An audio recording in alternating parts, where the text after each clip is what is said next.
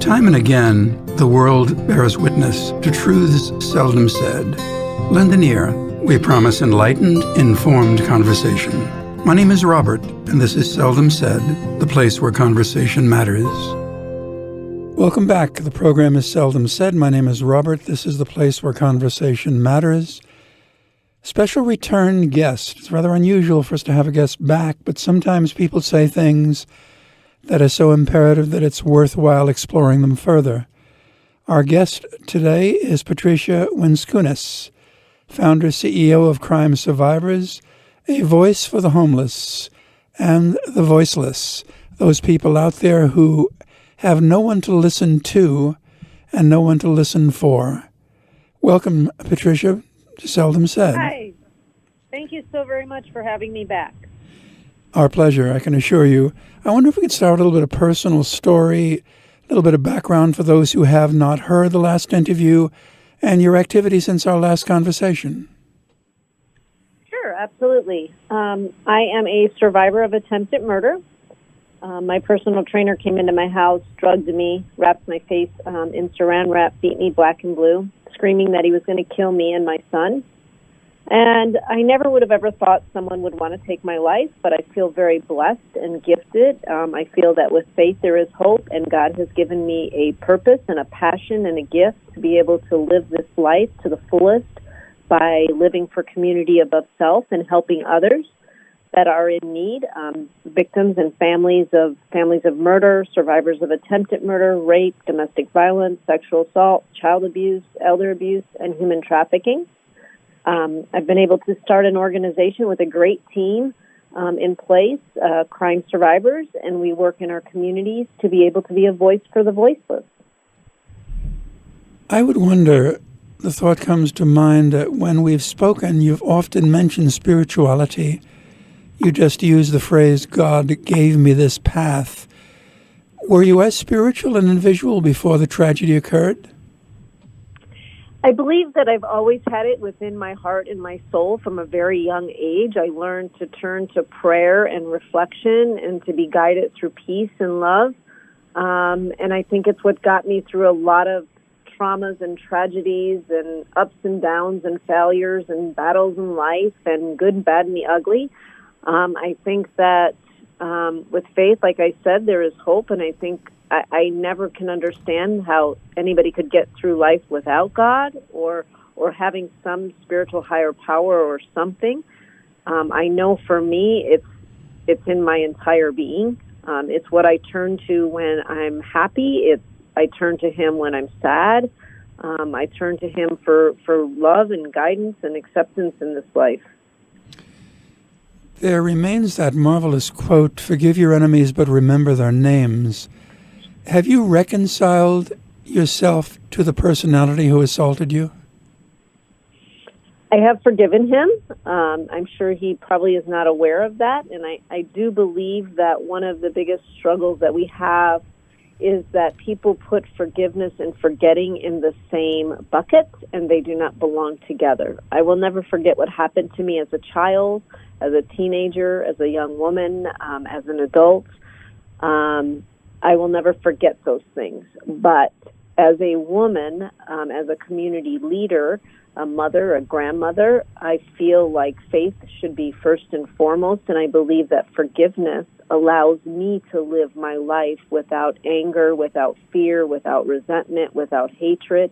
And it really has nothing to do with anybody else except for myself and God and faith. Many people who have had circumstance, particularly soldiers in war, have said they reached a kind of denouement or reconciliation with self. This perhaps is an awkward question, and if it is intrusive, please let me know. But was there a moment during this terrible event where you just reconciled to the event itself?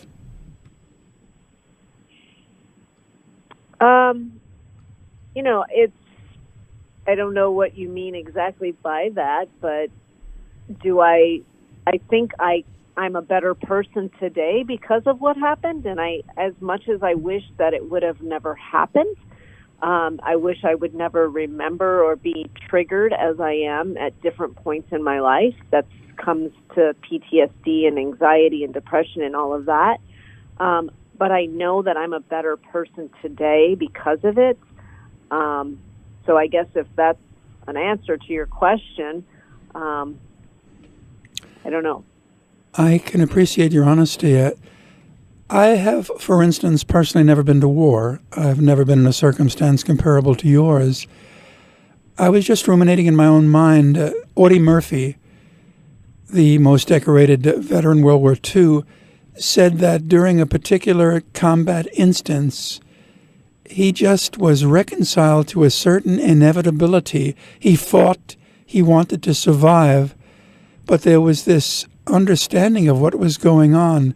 And that's both a frightening idea and a strangely interesting idea. I wonder if you can relate to that at all, or whether we should move on. Can you give me a little bit more information about what you mean by that? Or Certainly.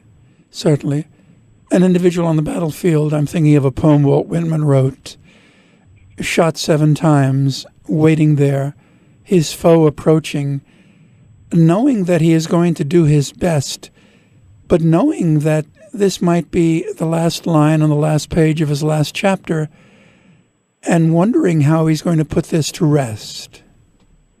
I think for me, at the moment, all I wanted to do was get to my son to save my son. I wasn't thinking about myself. Frankly, I didn't think about myself until about 6 months after everything happened. And I heard my son in the other room say, I wonder if my mom's ever going to be my mom again, because he was pretty much at 12 years old taking care of me.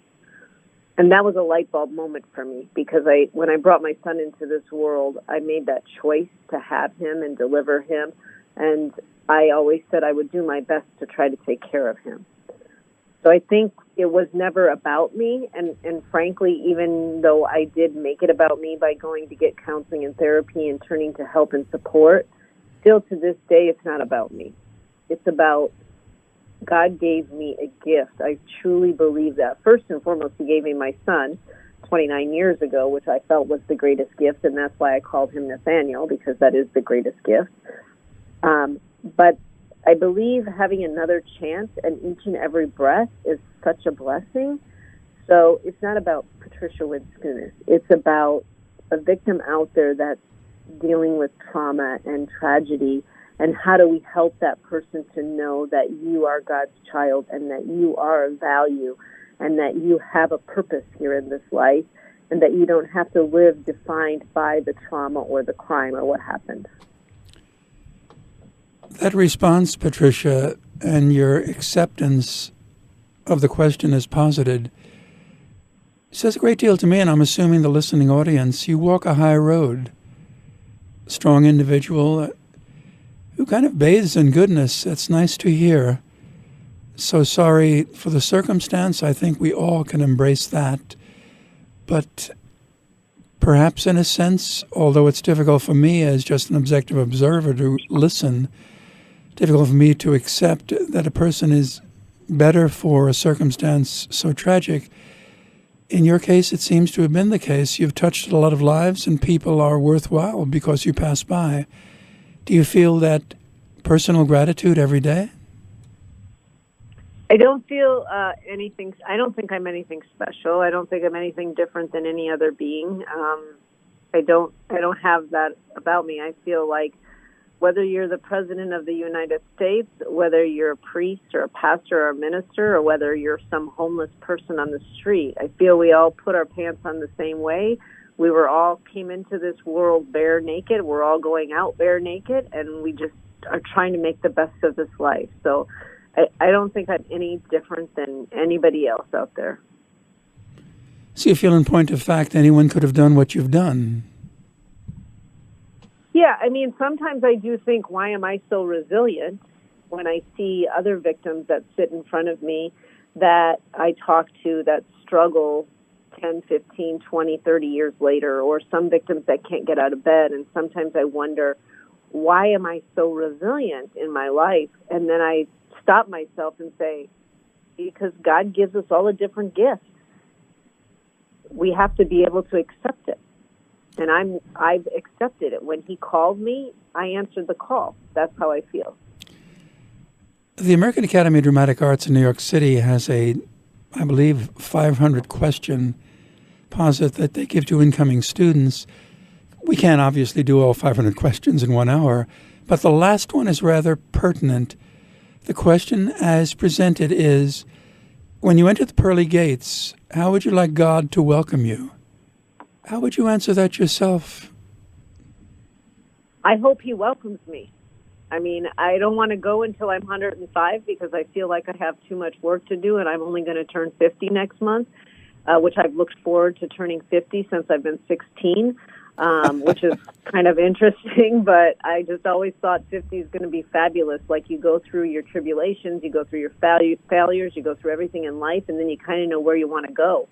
But I want to live I'd love to live to 105, but if he chooses to take me tomorrow, that's okay too. And I just hope that I've been able to be forgiven for my sins, that I've been able to be forgiven for others.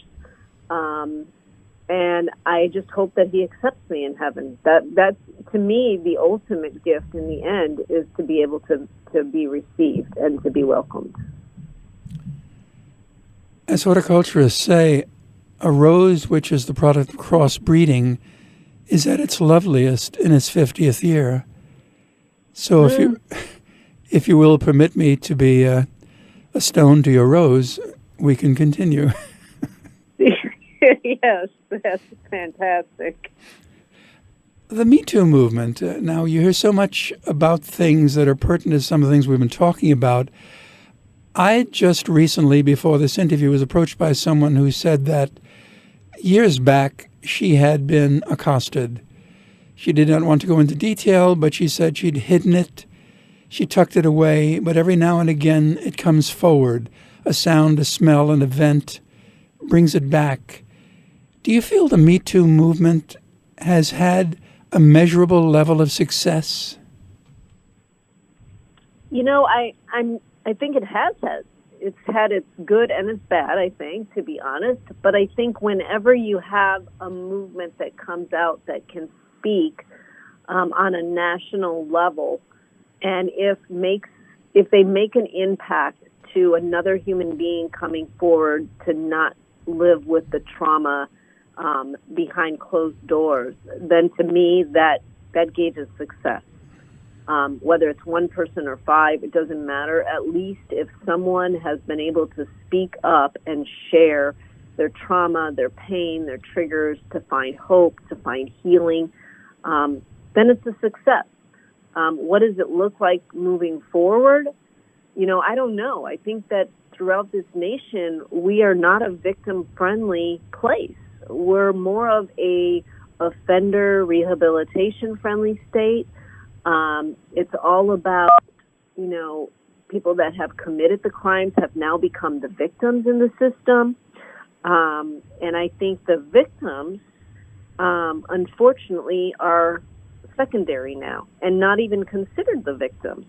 And when you have perpetrators that are dangerous and that continue to violate and harm and hurt people, it goes within the Me Too movement. It goes in with our movement, every movement. A victim is a victim. A perpetrator is a perpetrator. We need to have our elected officials, our legislators, step up and say, we need to balance the scales of justice. There need to be accountability. We need to be able to have a system in our legal system that is also a justice system, of which I feel that we do not have. I feel we have a legal system out of control. I feel people like the Me Too movement, nonprofits, government agencies, many are trying to do everything they can, but it's a battle, and it's a battle that I feel we're losing. Really? Are you optimistic about the future of this fight that you're so important a part of? I mean, I'm hopeful. I will always have hope. I will have hope that it will come back around. I hope in my lifetime I see it. But when you say, for instance, you know, they're throughout the nation, they're changing bail. They're taking away bail. You see the risk assessment, the algorithm. which I'm completely against. I believe that we need to have public safety first and primary. I believe it's at risk throughout this nation in every state. You talk about bail reform. It's highly publicized everywhere out there.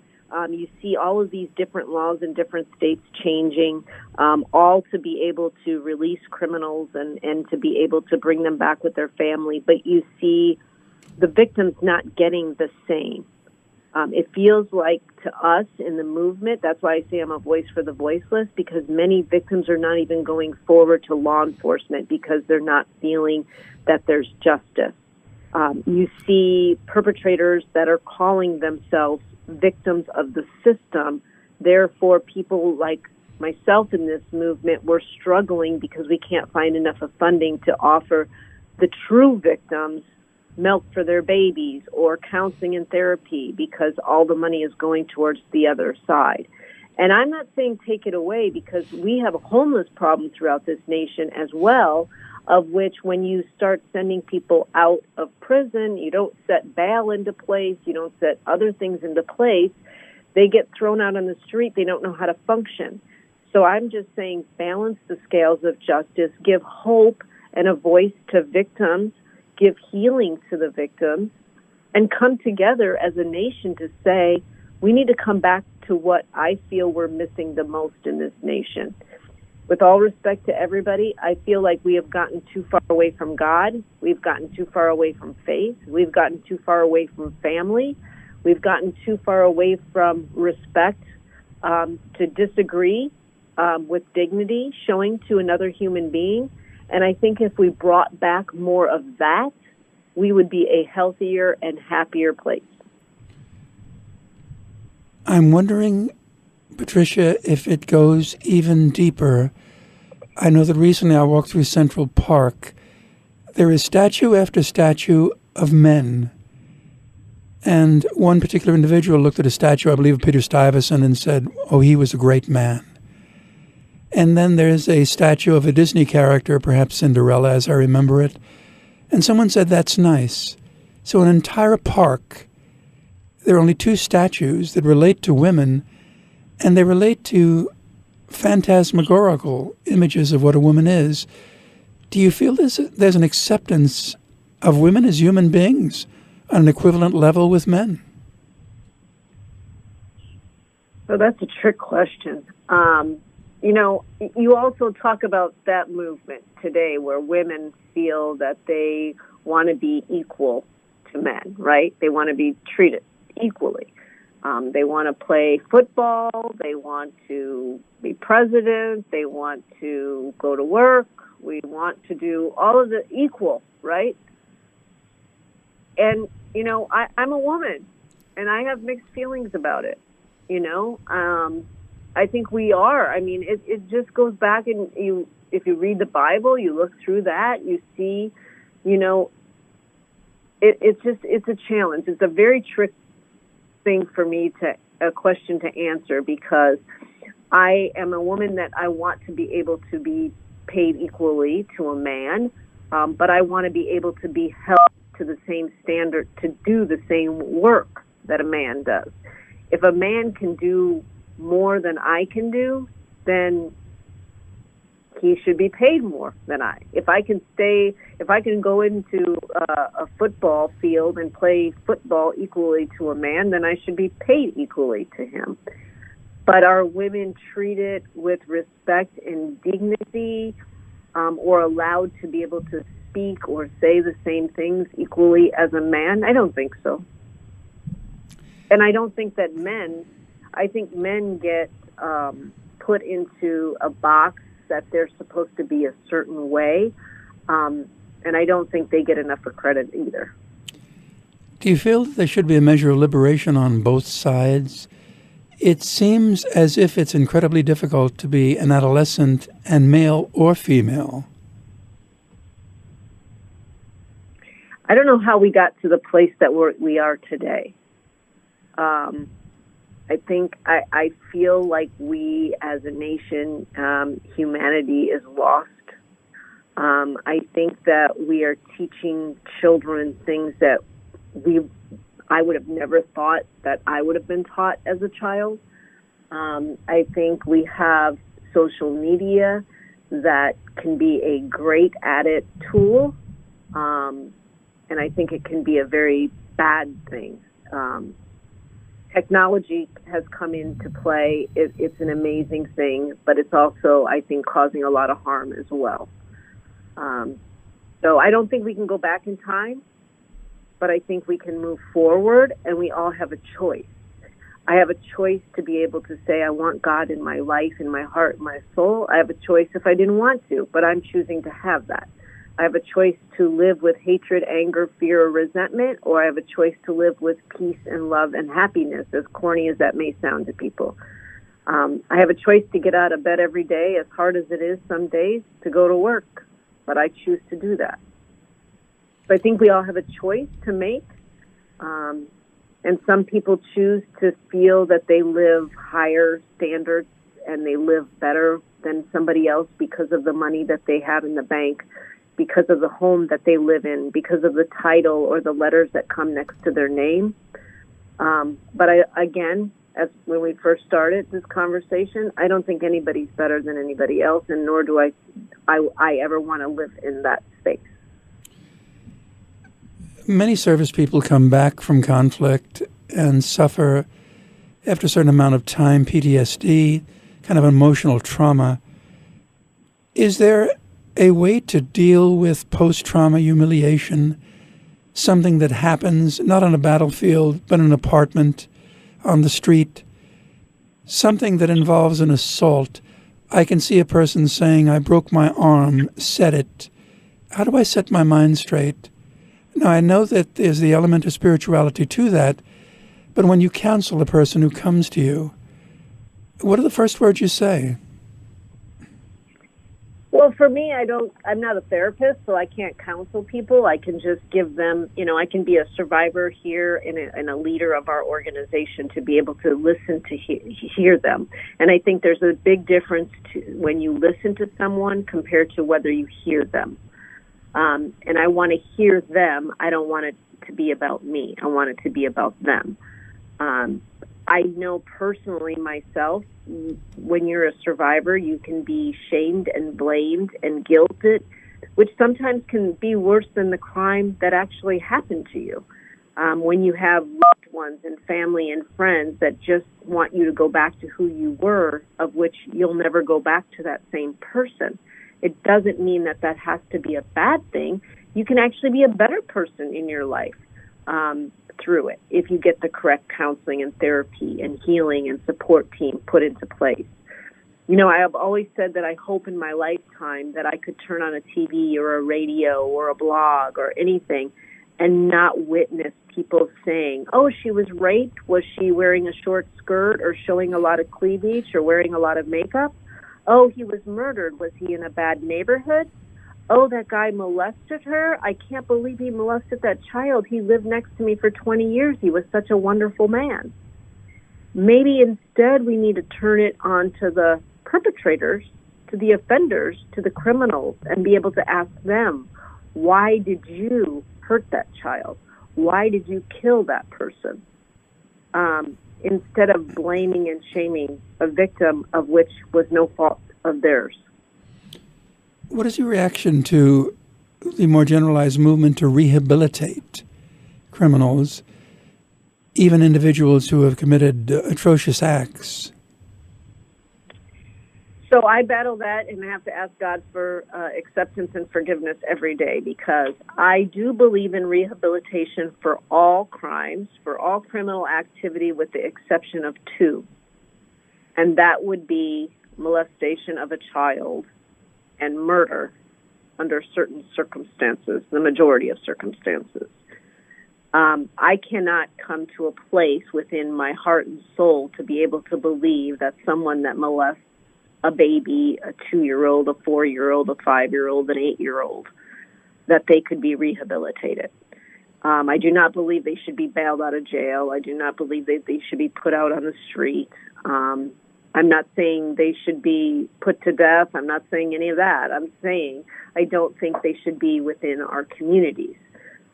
Everyone else, you steal a case of beer or a TV or a car, and even many majority of domestic violence cases, many other crimes. I mean, I believe in rehabilitation, but I believe that you have to give them the programs and the services and the support to be able to. And not everybody can be rehabilitated, and not everybody chooses to want to be rehabilitated.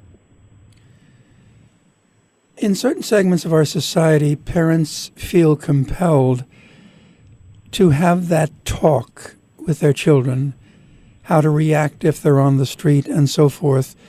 Do you feel we've reached the point where we have to take innocence and introduce it to awareness?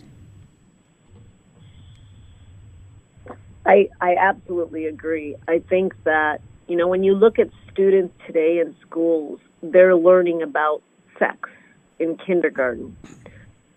And yet schools won't teach about molestation. Many programs were teaching our youth about drugs with DARE programs. And some schools took it out because they said that they were bringing more awareness to the drugs of which the students were now wanting to try, which makes absolutely no sense. There should be self-defense and safety classes in schools to teach children. Where I grew up in Illinois, we used to worry about tornadoes and getting on our knees with our heads down and practice that. And yet they don't want to talk about the dirty secret about an uncle molesting a child. They don't want to talk about the fact that your father beat your mother because he was drunk and you were hiding in your closet while it was happening. We need to talk about the things, and it's sad. It's a sad reality that we need to teach a child at the young age that you could go to a hotel in Las Vegas and be at a concert with your parents and somebody could shoot out windows to kill innocent people. We don't want to teach that because we don't know what damage that is going to be to a child. But I can tell you the damage to a child that's molested, that damage is done and could be avoided. Do you feel that everyone who has suffered that kind of personal indignity, molestation, and so forth, should seek out professional counseling? I believe that counseling and therapy can change a life. I believe if you find the right therapist, right counselor, it can absolutely change the dynamic that you don't have to live a victim's life, of which I do feel living a victim's life versus a survivor's life versus a thriver's life is completely different. I believe that many victims that are child victims end up being victimized in different ways throughout their life.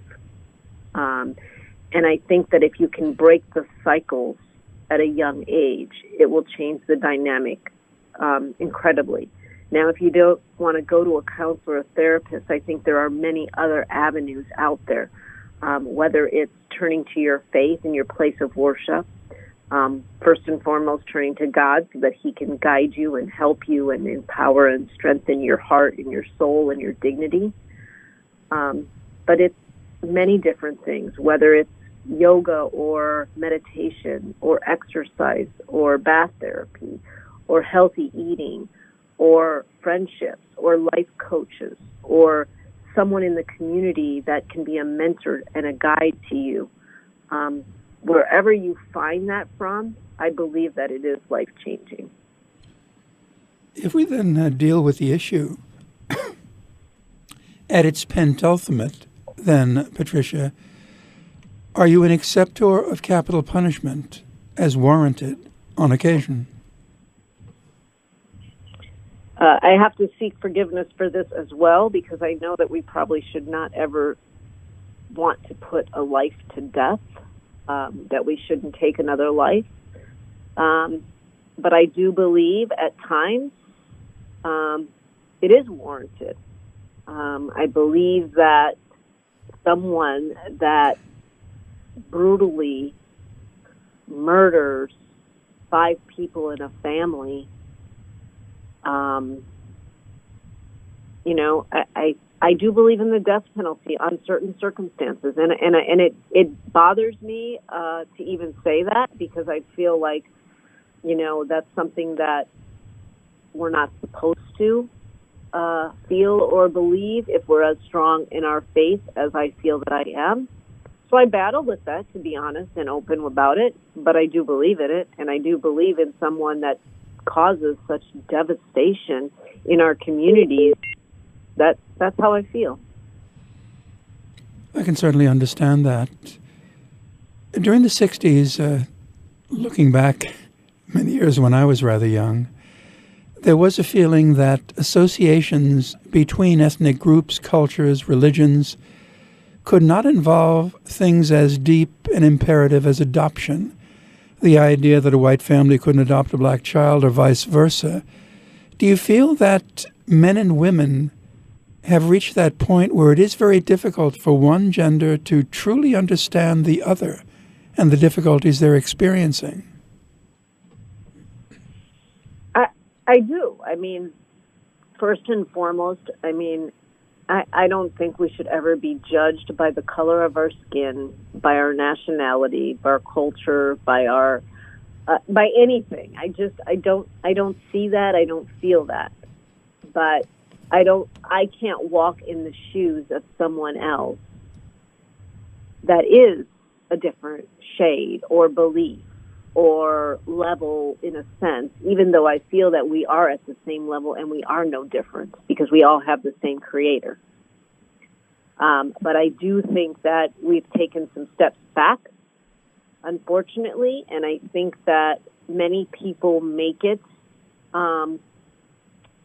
a color thing, a religion thing, but I haven't walked in their shoes. So I can't say I know what it's like to be. I can only say I know what it's like to be me.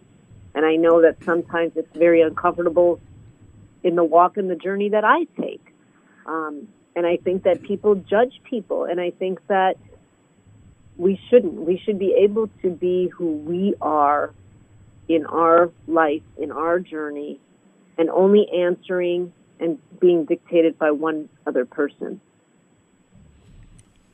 Germaine Greer, a vociferous spokesperson for feminist rights early on in the 60s, was once asked, does she like to have doors held, checks paid, cigarettes lit? And she said, that's only a reminder that you're making me less. How do you react to that statement? I think that's pretty powerful. I don't need to have someone hold my door if they would like to. I mean, I remember years back, I was holding a big, heavy box, and I was opening the door myself and trying to battle to get through the door with the box. And there was a deputy standing in front of me, and he came over to hold the door. And I'm like, no, it's okay. I don't need you to hold the door. And he's like, what part is wrong with this picture that you're struggling to get through a door, but you don't want me to hold the door as a man for you? And it was a powerful moment that taught me it's okay to have someone hold the door for me, but I don't need someone to hold the door for me. Interesting. I could have someone get me a cup of coffee if I had an assistant, of which I hope someday to have. But if I have an assistant, that assistant does not need to get me my coffee. Now, if they wanted to bring me a coffee because they were picking up a coffee for themselves, that's nice. I can accept that. But I am able to get my own coffee. I remember years ago, I've been involved with country education for most of my entire life, collegially, seniors in high school. I remember years ago a young lady raising her hand in a sociology class and saying, "Sir, I'm wondering, we have the fall formal coming up, our prom. Should I wait to be asked for a kiss goodnight?" And I'd use that every year, 50 some odd years, to introduce a discussion. Most recently, there's laughter. There's the feeling, oh my gosh, how could you even ask something like that? Why not simply accept the fact? In point of fact, do you feel that decorum has gone out the window? I'm shocked to see what's happening and things that have gone out the window and things that have actually come into the window, to be honest. When you think about, like what you said, asking for a kiss or something to that effect, right? I think that those days, that also goes back to the women's movement, I guess, in today's climate, where women are, swiping left, I'm told, for a hookup, swiping right for a husband, doing this on this kind of stuff, which is shocking to me because I mean, I'm a single woman and I'm an old-fashioned person. I'd rather be single than to do those kind of things. I think we need to get back to being courted and treat it with respect and dignity and allowing nature to take its course. I think we've gotten away from respect and dignity. And one of the things that I think we've gotten far away from is agreeing to disagree with respect. Those days seem to have gone out the window because if you disagree with someone, either they don't want to be your friend anymore, they don't want to support you anymore, they get angry, they get frustrated. We all should be able to say what we want to say, agree to disagree, but be respectful of the other person. We don't have to agree. You have so much to say about so many pertinent issues, Patricia. Much of our politics today seems like an argument between middle schoolers on a playground. Would you ever vouchsafe to step into the political arena and run for office? I get asked that a lot. People try to convince me to do that. At first I always say, no way, there's absolutely no way I'm going to do that. I cannot handle, frankly, the politics at the level that I'm at, which is no level at all in my mind. So to get into politics and to witness the treatment and the behavior, and frankly, I was in Sacramento yesterday, and to watch the entitlement, and to it's uncanny to me. It's sad. I think that I would be a phenomenal community leader. I think I'm capable. I think I could make a great difference and an impact, and I think I could be an amazing leader. But there's no way that I could deal with the politics of being in that arena. Dr. Martin Luther King often said he didn't want to be integrated into a burning house. Do you feel that there is a time to take to the streets, demonstrate? Yeah, I am happy to go to the street anytime, and I always say I'm a bit of a squeaky wheel, and I poke fun at myself saying that because I feel that I am a voice of the voiceless, and that's for victims of crime. And I have no problem going to the streets. I have no problem talking about our passion and our purpose and our gifts to be able to help people in our community, for community above self. But I also don't want to destroy my heart and my soul and my platform that I feel I can make a difference on a grassroots level, because I'm not.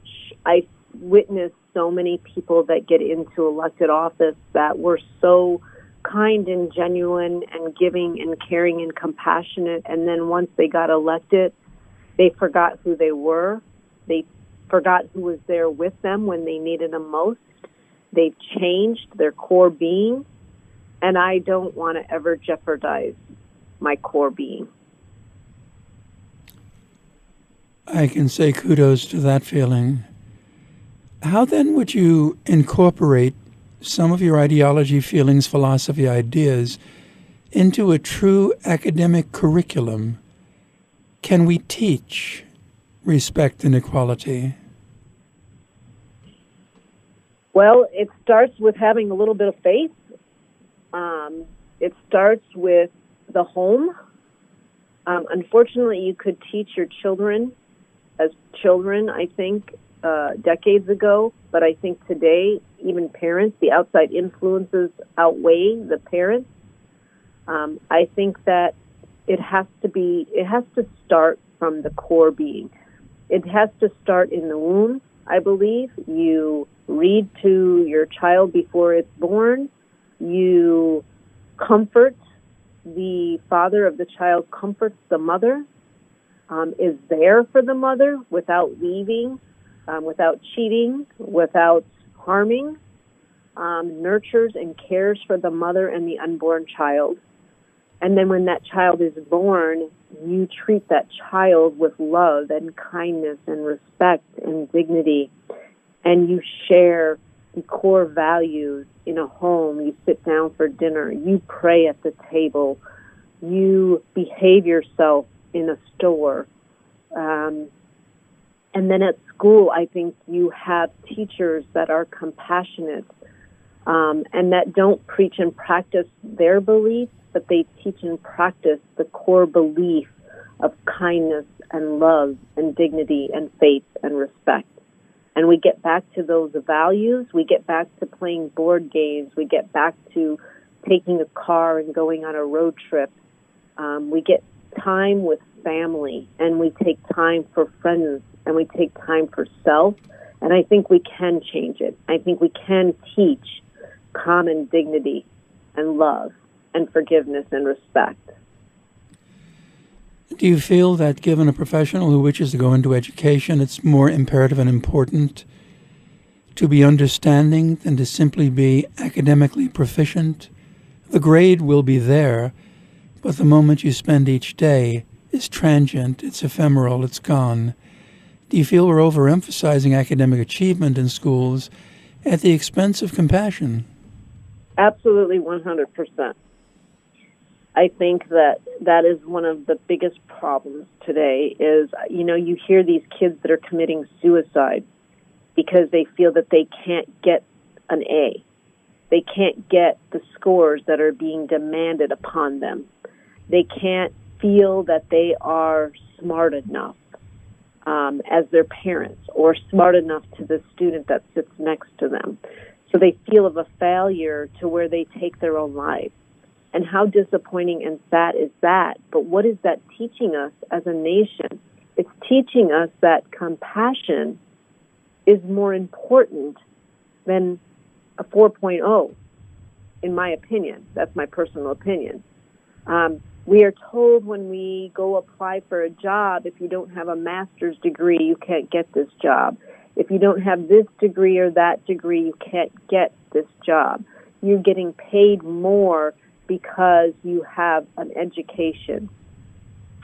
And you know what? Sometimes street smart, sometimes life failures, life experiences, life compassion and acceptance can give you more than the person that has that degree, in my opinion. But we set all these boundaries and we set all these stipulations and we set all these requirements into place where a person doesn't have a chance. If a person like myself that has faith and love and forgiveness and happiness on a resume isn't going to get me the job. Do you feel then we should redefine the word intelligence? We are only as intelligent as our own inner achievement, our own compassion and guidance in this life, in this journey. So whether we define it or not, I don't know. I mean, I always say to people, I may not be the most intelligent person, but I have common sense, and I think sometimes I'd rather have common sense than the intelligence. And what defines intelligence? Do we look it up? Do we Google what is intelligence? And if you're intelligent and I'm not intelligent, by the definition, does that make you a better human being? Does that allow you to get into heaven over me? It would seem that our mutual descriptions of an afterlife, simply a place where no one asks any questions, where everyone isn't afraid to touch, and where compassion and love are part and parcel of each day's work, That would be a marvelous place to see, both here and there. I look forward to that day, and I hope I'm accepted. But again, I want to be able to be very clear. I don't want that to happen until I'm 105. I shall tell you what, at our 90th birthday, we'll cooperate on buying a cake, on setting out so many candles that we become a fire hazard, and we'll sing happy birthday repeatedly, I in a baritone voice, you in an alto, and off we go to the rest of our lives. That's perfect. That's right. For the moments remaining, one thing I did want to deal with, it's a fascinating subject and a very necessary subject, the issue of Marsy's Law. Can you share with the listening audience, perhaps who have not heard of it, its details, provisions, applicability, its proposals? Well, first and foremost, I want to share about, Marcy was an amazing young woman. I did not know her, but I've heard story after story about who she is, what she represents, and she will never be forgotten. There's a Marsy's Law, and it's being passed throughout state by state by state now, thanks to her brother, Dr. Henry T. Nicholas, that has put the money towards getting it passed in different states and people stepping up. I also don't want anyone to ever forget her mother, Marcella Leach, of which was an amazing woman that I did get to know, that I was very close to, and that I feel still connected to, even though she's passed on several years ago. And she, what I feel, was an elder and a mentor before myself that made a complete difference within this movement for victims.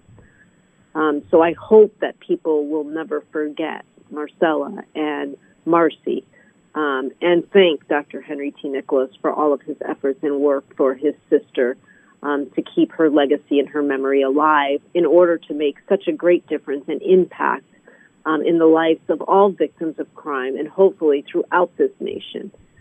It's sad to think that victims didn't have rights and that they do have rights.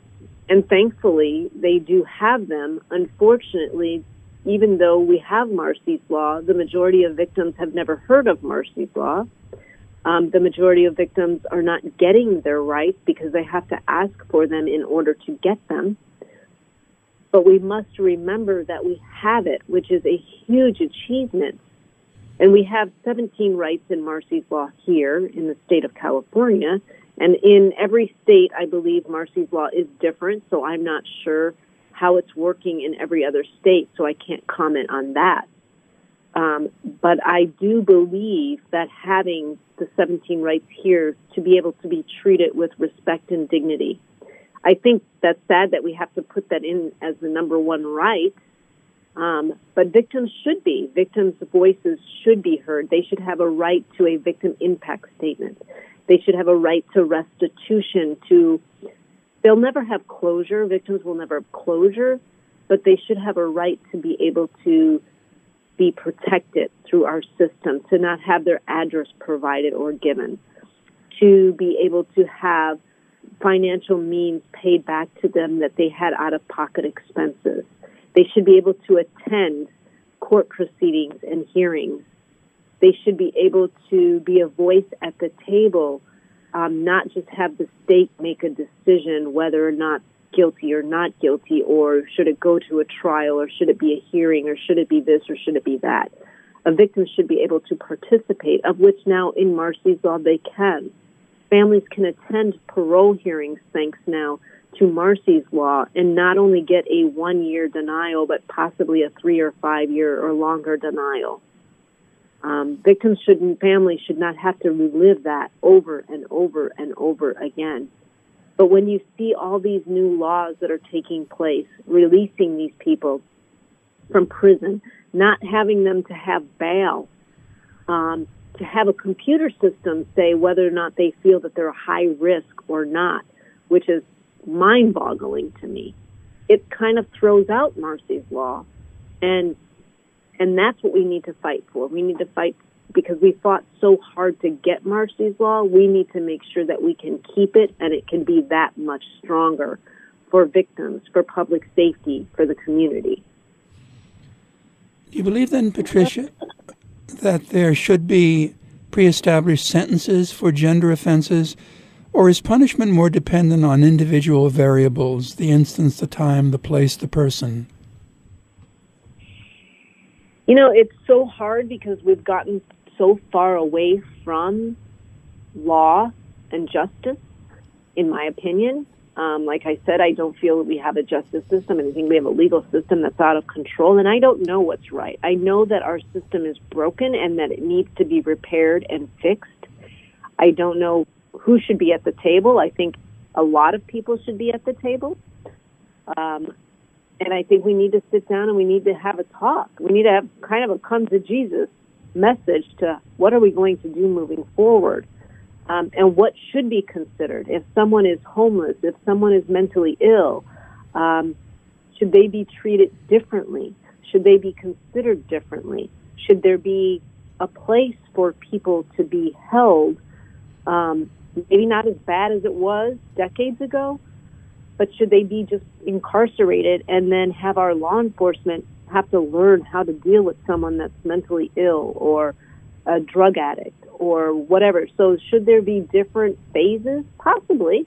I just don't know what the answer or what it should be, but I do think it all starts by coming to the table together with different service providers, elected officials, government agencies, nonprofits, and victims and homeless and mentally ill at the table to be able to have their voice heard too. Do you feel that there is second-person responsibility? If I know as a parent, a neighbor, a friend, a passerby, that something is amiss, that something is about to occur, should I be held legally responsible? Oh, that's another tough one because it depends on the situation and circumstance. If you know that your child is causing harm to another human being or causing harm to themselves, I think you have a right and responsibility to speak up. If you know that your neighbor is dealing drugs out of their house and you see youth coming in and out, I believe you have a right and responsibility to report it. Now, where should the accountability lie if that person causes harm to another individual? I don't know the answer to that. I think that needs to be discussed, and it could be different depending on the crime, depending on the situation or circumstance.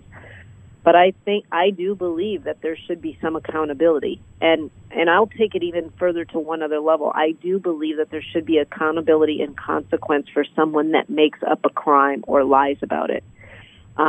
It's one thing I always say, for someone that is very slim, it's very rare that someone comes forward to say that I've been a victim of a crime, that they haven't.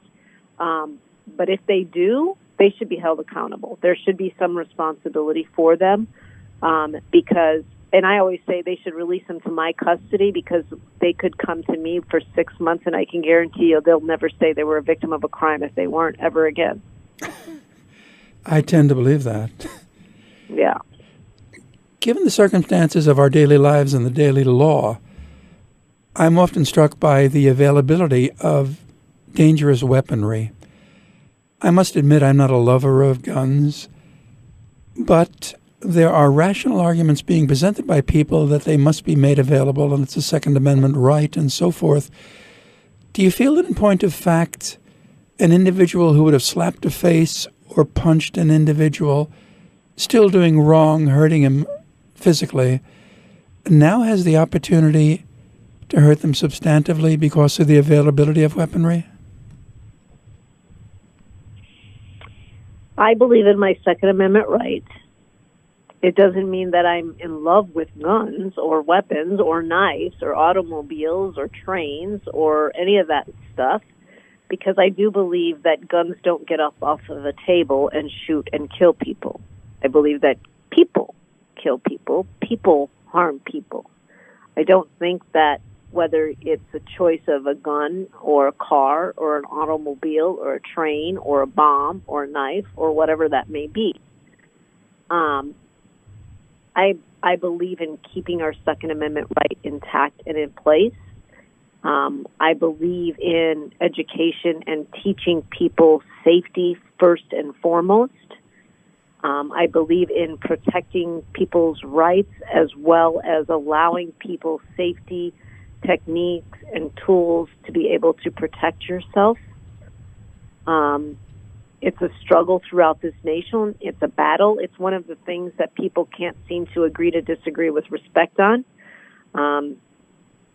What the outcome is on the laws, I think, again, that's another topic that we come to the table and we work out together to find out, what do we do? How do we do this? And why is it that throughout this nation we have so many people that these mass shootings? Why are people taking their automobiles and running people down in crowds?